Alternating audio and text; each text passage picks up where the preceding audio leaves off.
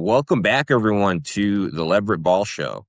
And on this episode, I am joined by Pro Football Hall of Famer and Heisman winner Tim Brown. And Tim, welcome. How are you? I'm doing good, brother. How are you? I'm doing well. I'm doing well. Obviously, we have plenty to talk about today. Talk to you a little bit about your NFL career and then also your current work as the league chairman and commissioner of the Arena League. But I like to ask people about things in the order that they happen. So if we go back in time a little bit, I mentioned you're a Heisman winner. You won your Heisman at Notre Dame, becoming the first wide receiver to win that award. And, obviously Notre Dame is such a famous and successful college football program. What was your time like there? It was great, man. It was great. For the moment I got there, I knew that things were going to be different. Life was going to be different.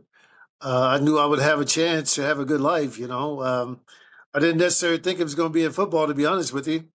Really thought that I would walk away there from the university with a degree, go home, get me a good job, and start life. That was the plan for sure.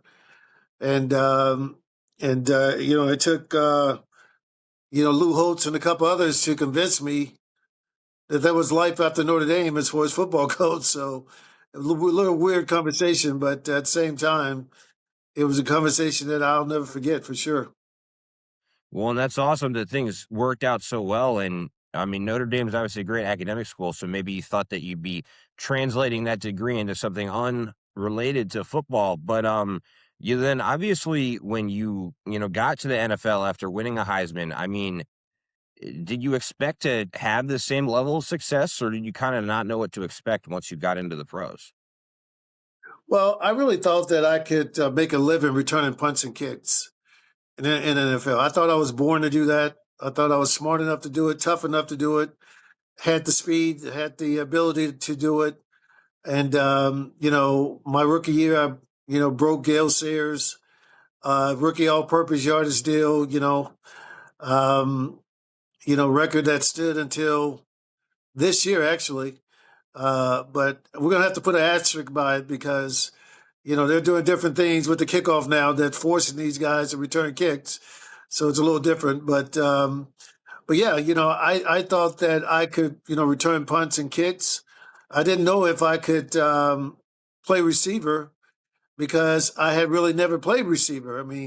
Even though I was called a receiver at Notre Dame, I was more like a running back who lined up in the slot. You know what I mean? And my senior year, when Terry Andresi had got hurt, the first game of the year, they moved me to we went to a wishbone offense, and so that was a very unique situation to be in, being word number 81 and being in the backfield.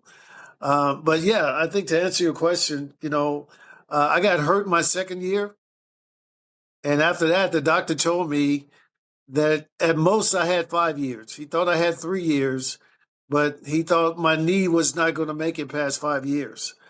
And so that's what I started. I started to plan for being out the game, when I was 26, 27 years old, because that's what I had been told. And woke up one day, I was 30, having my best year in the NFL, and felt like I had more good years ahead of me. And we just kept plodding away, man, trying to make this thing happen. And things turned out well. And that's amazing. You mentioned, at Notre Dame initially you didn't expect to play in the NFL. Then you expected your NFL career to be shorter than it was because of the injury. So I guess you definitely beat the odds in a lot of ways. But also, there are some Heisman winners, who haven't been very good in the NFL. Not every Heisman winner goes on to have the pro success that you had. And what do you think are some of the main factors that cause some college stars to not translate that success to the NFL level? Well, most of those guys who weren't successful, we're going to say, are guys who had great college careers doing what they did. And then when they got to the NFL, they were asked to do a totally different offense than what they had done before. and that adjustment was just too much for a lot of guys, you know. So that's not happening these days. Now, what they do, and the reason why they're starting these guys so early, is because they're basically taking the offense that these guys had before and running that offense now. You know, it's definitely the play calling and all that stuff. So, and I got a good friend, Marcus Allen, who always says the Heisman Trophy is not a future predictor of NFL success, and that's a lot of truth to that, right? But I think these guys were being put in a really tough situation. You may have had a couple of running backs who didn't do as well, but the majority of these guys are quarterbacks who were put in damnable situations as far as trying to, if you're the Heisman Trophy winner, you probably was a high draft pick, so that means you were going to a pretty bad football team and with a lot more problems than just a quarterback. And, so I think things happen, but, all these guys are doing great now and doing incredible things. Andre Ware, he's been a sports reporter for years, and Danny Werfel has one of the best foundations in America, so I think guys have taken what they've been given and really tried to make the best out of it. Definitely, definitely. And obviously, want to talk some arena football with you on this episode. But my final question before we get to that, what are some of your favorite memories from your time in the NFL? Obviously, you're a Raider and a Buccaneer. What are some of the memories you look back on the most fondly? I mean, yeah, I played for the Buccaneers 1 year, but I don't. It's like not that I don't count that because certainly I get a couple extra $100 a month because of that. So with my pension, so I'm going to definitely count it. But certainly my time was made with the Raiders, and some people may even call me Mister Raider. I think I played more games in that uniform than anybody in the history of the Raiders. So from that standpoint, I will always be known as a Raider, no doubt about that. I was very thankful for Tampa because I did not expect the Raiders to let me go that year, and I needed a soft landing place. And John Gruden and the Bucks, they were that place for me to go. So I was very happy about that. But all my memories are with the Raiders. You know, uh, the AFC Championship games, the Tuck Rule game, the Super Bowl. All those games, all those memories are certainly with the Raiders, and I would like to say I think of them fondly, but when they all ended up in losses, it makes it a little tough to say you look upon those with such admiration. Definitely. I guess it's bittersweet. And in a way, your situation was a little bit like Tom Brady because he was a Patriot his whole career and then ended his career with the Bucks. Similar to you, longtime Raider and then ending your career with the Bucks. But obviously now you're the league chairman and commissioner of the Arena League. You guys had your inaugural season in 2024, and how did you first get interested in working in indoor football after played the outdoor game in the NFL yourself? Yeah, back in the early 2010, 12, 14, somewhere around there, I was actually owner of a arena football team in Frisco, Texas. So when that fell apart right before the pandemic, um, about 2 years before TAL started, I got a call um, from a guy who had ran, who was part owner of that Frisco team, and he was going to be a major part of TAL. So he asked me if I wanted to be a part, and I said, "Yeah, but I don't want to be an owner for sure."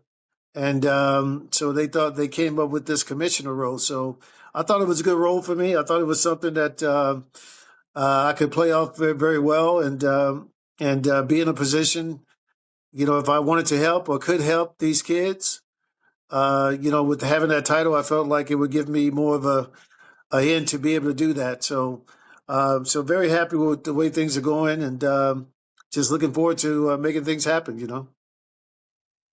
Definitely. And, football is such a popular sport, and fans have an appetite for not only watching the NFL, but also watching other pro leagues and watching college. And, what can you tell, sports fans, any sports fans listening about, why they should come check out a TAL game and why it would be a fun experience for them? Look, if you like football's been thrown at your head and players jumping in the stands, being thrown in the stands, I should say. If you want to be up close and personal, then come to an arena football game. Especially get one of those suites right around the arena, where guys are literally diving in your suite trying to catch a ball or whatever. So, look, I think it's great family fun. Uh, some of these kids have a lot of these kids have talent, but at the same time, their plan is, I believe anyway, a lot of these kids are playing because of something that happened that went wrong in college, maybe in the NFL or Canadian Football League, and now this is their one opportunity to play this game and walk away from it the way they wanted to, and not get cut or hurt or anything of that nature. So from that standpoint, I think it's great, and we looking forward to trying to help these kids out as much as we possibly can. And if there's talent that I think should go up, then I'll make the best of it, man. Make the best efforts I can to make sure that I get them in front of somebody. Well, it's awesome that some of those players are getting that exposure to maybe potentially move up to the NFL. But, arena football, the style of play and the rules are different. It's a really cool brand of football. I used to do sideline reporting for arena football a few years ago in a different league from yours. But for any football fans listening who don't understand the differences in the rules and playing style of indoor football versus, outdoor NFL ball, what are some of the biggest differences? Well, the biggest difference is we play on a 50-yard field, right? That is surrounded by pads, and that's it. In our league, in our arena football league, there's no kickers. So we have what we call not a kickoff, but a throw off, right? Where somebody actually, a quarterback, whatever, actually throws the ball down the field, which is a very interesting thing all by itself.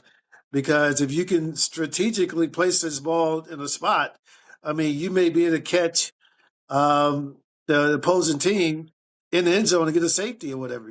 So I think from that standpoint, it's a little different than other leagues for sure.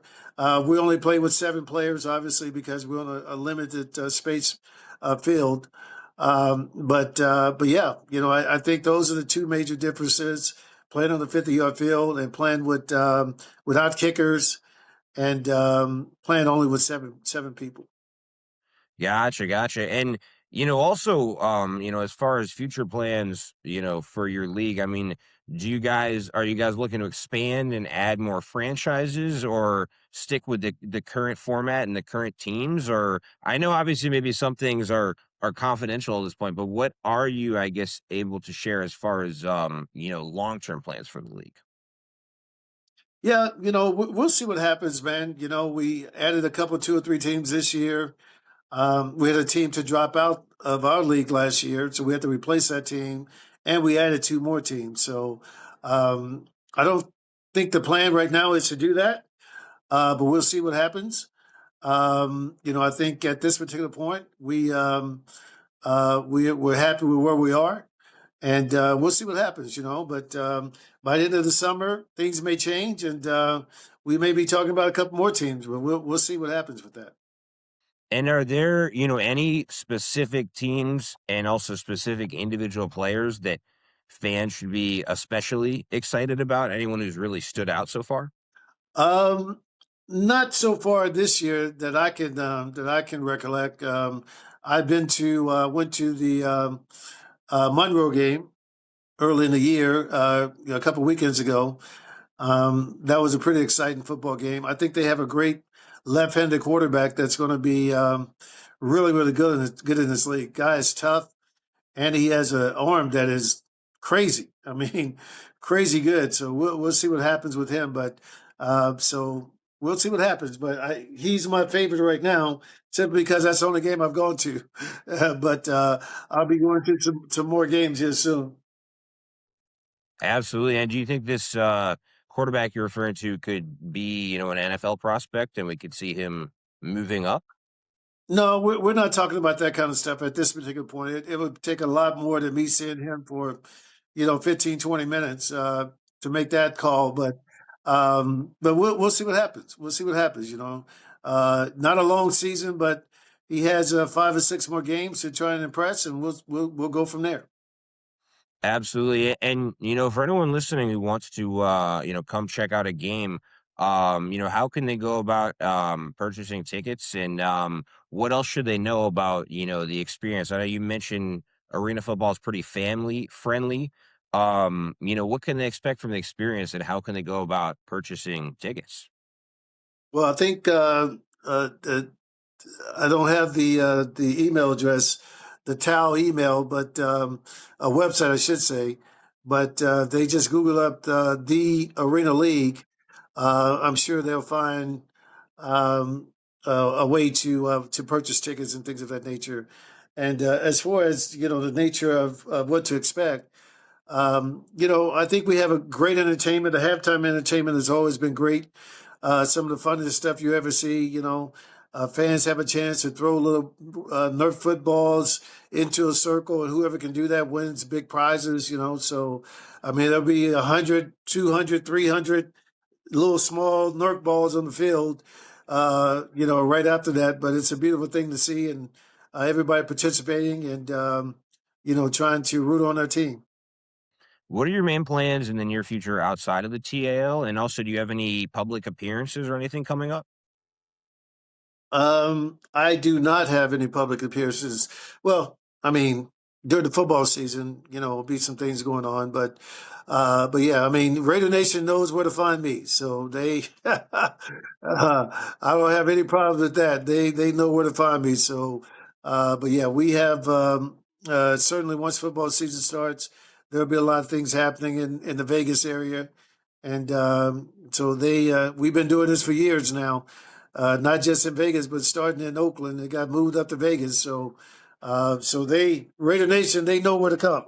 When we say Raiders for life, man, I think we truly mean it. The relationships I have with some of those guys, most of those guys, are everlasting. I unfortunately had to speak at Barrett Robbins' memorial last weekend, and I mean, it was one of the hardest things I've ever done, right? But I felt like I had to be there for my guy. I mean, he's gone on now, but it was an opportunity for me to speak on his behalf and to speak to other brothers who were there. And that's one of the things I'm proud of. And I'm not saying other teams don't do that, but certainly with the Raiders, man, it means a lot. Yeah, one, I'm so sorry for your loss, but Tim, obviously, I greatly appreciate your time coming on the podcast today. And do you have any final messages for both Raider Nation and also your TAL fans? Yeah, to all my TAL fans out there, hey, jump on the website, find out where the games are, and go to these games. I'm telling you, you will not. It only costs you $9 or $10 to get in. Tickets are not that expensive, and but I tell you what, you'll be entertained to the ninth degree. I guarantee you. Halftime, during the game, these guys really show out and give you an effort that you wouldn't believe. So go check them out if you can. Absolutely. And Tim, once again, I appreciate you joining me on the podcast, and everyone. That was Pro Football Hall of Famer and Heisman winner Tim Brown. You've been listening to the Leverett Ball Show.